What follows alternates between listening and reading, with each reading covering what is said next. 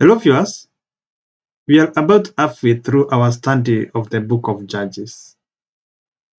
Today, we will be focusing on Judges chapter 13, chapter 14, and chapter 15. I pray for God's guidance as we study His word.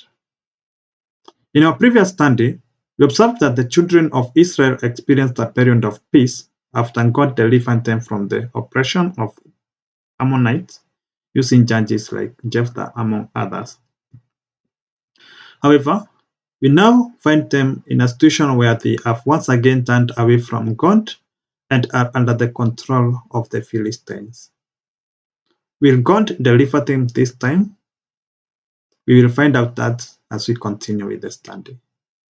Typically, God is merciful and does not forget those that belong to Him.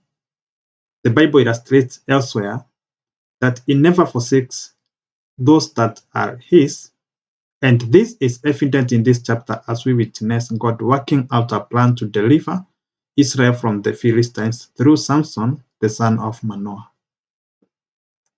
It is pretty intriguing to note that Manoah and the wife had not been able to have a child until this moment when God intends to deliver the children of Israel. This was because Manoah's wife was barren. However, barrenness does not prevent God from fulfilling His purposes. Bible scholars also recognize that numerous instances are present in the Bible where God used families that were considered barren to raise up His servants. Some of the significant examples in the Bible include Elkanah and Hannah, the parents of Samuel, Zacharias and Elizabeth, the parents of John the Baptist, and Abraham and Sarah, the parents of Isaac, among numerous others. Such instances demonstrate that God is able to accomplish the impossible for humanity. Typically, He employs unconventional methods to fulfill His purposes. As clearly stipulated, the birth of Samson was not an ordinary birth. He was a miraculous child, born to parents who were barren, with the purpose of serving God's plan in delivering the children of Israel, as we will witness in the subsequent chapters. As we see, God sent His angel to deliver a message to the woman that she would conceive and give birth to a son who was to be a Nazarite. This son, that is Samson, was born for a specific purpose, to deliver Israel from the hand of the Philistines, as seen in Judges chapter 13, verses 5, and also the subsequent chapters. It's important to highlight that while Samson's life had many other elements, the critical aspect throughout was the purpose for which he was created. Therefore, all events orchestrated by God in Samson's life were part of the process to fulfill his purpose, using Samson as the vessel through which it would be realized. Understanding this insight helps us to connect the course of Samson's life to his ultimate purpose. Shortly after the angel delivered the message to Manoah's wife, she informed Manoah. However, Manoah sought further understanding and confirmation from God through prayer.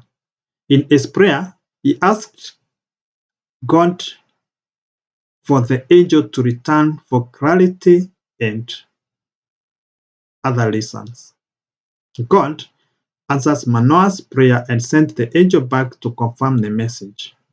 The angel of the Lord not only reaffirmed the message but also provided a sign that convinced Manoah and his wife that he was truly an angel from the Lord.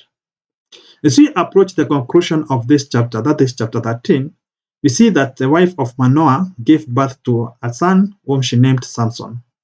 Samson would grow in favor and blessings of the Lord, and God's Spirit began to work in him, preparing him for the task ahead.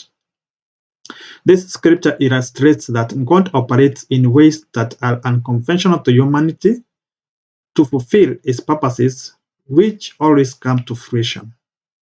When God is working out His purpose, certain events may surprise individuals, particularly those that He is using as His vessels in one way or another. One lesson we can learn from Manoah's response to a surprising incident is the importance of seeking clarity from God through prayer. We have observed that God listens when we seek Him in prayer, as is evidenced by His response to Manoah's prayer when He sent the angel back to confirm the message about the conception, birth, and purpose of Samson. Therefore, individuals should cultivate the habit of praying to God and seeking clarity and direction in situations where they lack understanding. In concluding our overview on the book of Judges, chapter 13, let us reflect on one of the angels sent by the Lord to Manoah, as recorded in verse 16.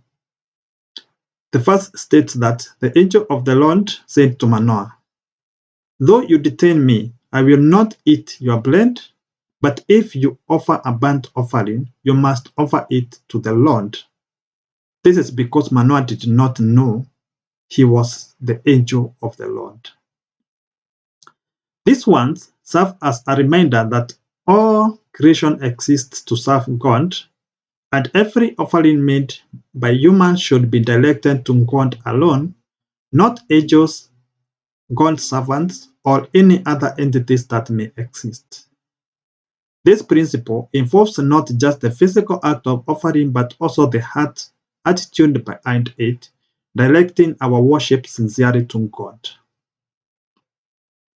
Let us now turn our focus to Judges chapter 14. Judges chapter 14 begins with Samson reaching maturity and becoming ready for marriage, aligned with the purpose God has for him, that is, to deliver Israel from the Philistines.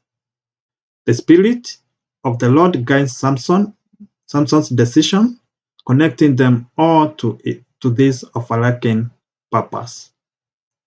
Unlike the customary practices among Israelites, Samson is drawn to a Philistine woman, a choice that troubles his parents because they were unaware that this attraction is part of God's plan for Samson's mission. The tension arises from God's command for Israelites to avoid intermarriages with neighboring tribes, as outlined in Exodus chapter 34, Deuteronomy chapter 7, and Joshua chapter 3. This emphasizes the importance of preserving Israel's religious and cultural purity. Samson proceeds with customary marriage preparations alongside his father.